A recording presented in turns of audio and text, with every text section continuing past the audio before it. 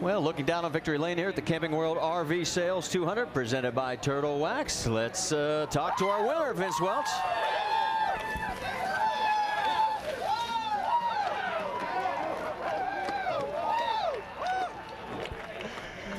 Kyle Busch winning for the 5th time this season.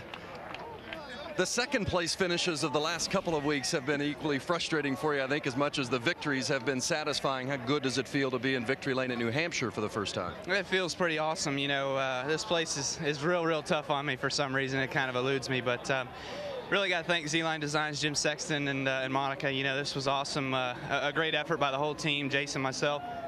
And to beat Joey, you know, he's got a lot of laps around here, so that's pretty special. That kid's very talented. So, you know, I want to thank Staples for jumping on board with us, NOS Energy Drink, Toyota, Marquis Jets, Gillette, DirecTV, and of course thank all the great fans that were out here for the NASCAR race today.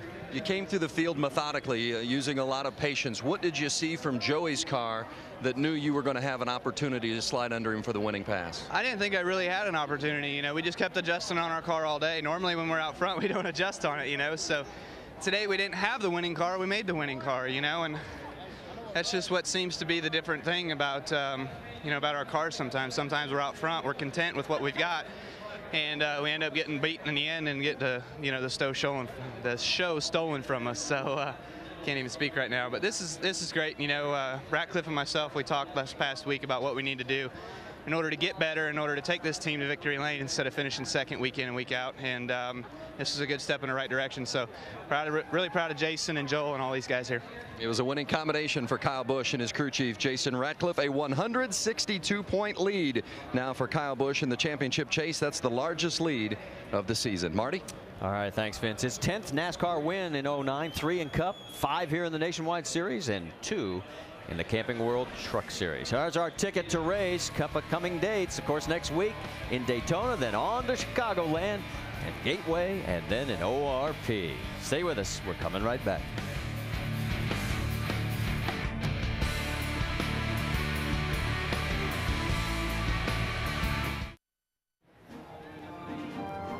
It is the most prestigious championship in the game. Defending champ Padraig Harrington, Tiger Woods, and the world's best return to the birthplace of golf. It's the Open Championship on ABC, Saturday, July 18th at 9 a.m. Eastern. Final round coverage Sunday, July 19th at 8 a.m. Eastern. For more, just log on to ESPN.com. Well, if you saw on the last lap between Sprint Cup teammates, we had a little incident. Let's take you back and show you one more time. Yeah, Brian Vickers still fighting hard to try to get by Bliss. Has to check up, and he gets hit from behind by his Cup teammate, Scott Speed. And then at the end result, of course, we saw a little bit of contact from the 32 on the cool down lap, and it certainly didn't look like the 32 was very cool. And then there was some words afterwards right here as Vickers came up.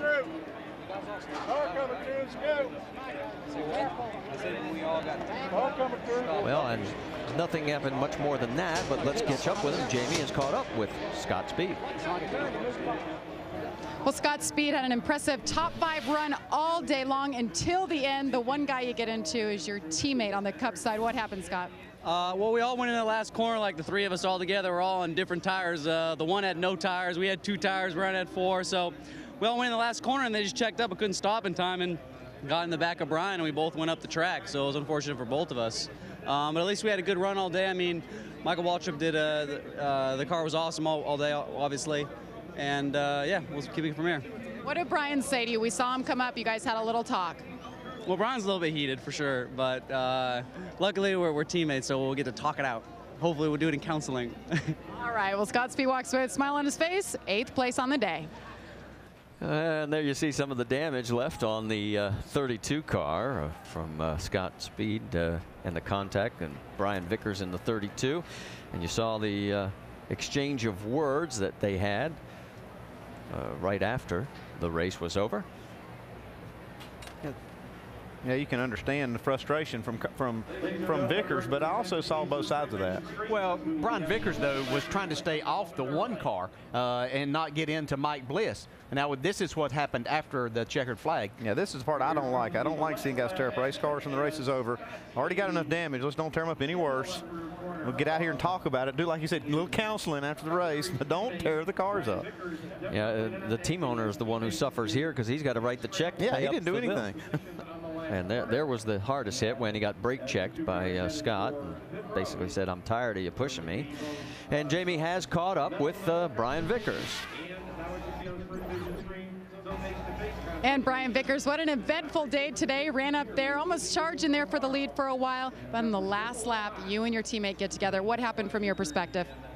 He ran into the back of us. He said we slowed down for the turn. I mean, I don't know how else to get through a turn other than slow down. I mean, I don't know what his problem is. I don't know if he's frustrated because he runs so bad in the Cup Series, but he just flat ran into us and wrecked us. I've never had a teammate do that to me before. What'd you say to him when you guys did get together post-race? I asked him what he was thinking. I was like, dude, we're racing for 5th, and you're going to wreck me? I mean, seriously? And the only thing he could say was, oh, I couldn't slow down. You guys stopped in front of me. You guys slowed down in front of me. No kidding. It's a turn. I've got to stop and turn left. So not much of an excuse. Frustrating day for Brian Vickers. Brings it home 12th.